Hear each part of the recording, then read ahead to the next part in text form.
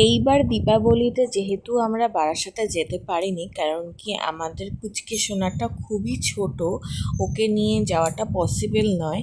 তো এবার আমরা আমাদের এই দত্তপুকুরেই ঠাকুর দেখেছি। আর আমি যেহেতু আমার মায়ের কাছে আপাতত রয়েছি, যার কারণে হচ্ছে আমি, মা, বাবা এই তিনজনে মিলেই বেরিয়েছি। শ্বশুর শাশুড়ি আলাদাভাবে এসেছিলেন, তাদের সাথে দেখা হয়েছে, তাদের সাথেও ঘুরেছি। এটা সেকেন্ড দিন। তো আমরা আমাদের দত্তপুকুরেই কবরখোলায় যে ঠাকুরটি হয়েছে, হংস রাজ মন্দির সামথিং কিছু একটা থিম করেছিল। তো ঠাকুরটা খুবই সুন্দর হয়েছিল, আর প্যান্ডেলটাও খুব সুন্দর হয়েছিল, আর আশেপাশে ফাংশন হচ্ছিল।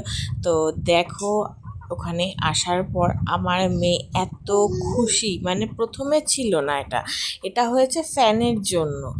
ওর গরম লাগছিল, আর গরমও পড়েছিল খুব অত্যাধিক, যার কারণে এবার ফ্যান পেয়েছে। ফ্যানের সামনে পেয়ে সে যে কি খুশি, তার খুশি দেখ আমরাও খুশি। তো এখানে একটা আঙ্কেল ছিলেন, সে হচ্ছে ওর সাথে একটু খেলা করছিলেন, মানে ও সবাইকে দেখে হাসে। আঙ্কেলটাও ওর সাথে বেশ খেলা করছিল।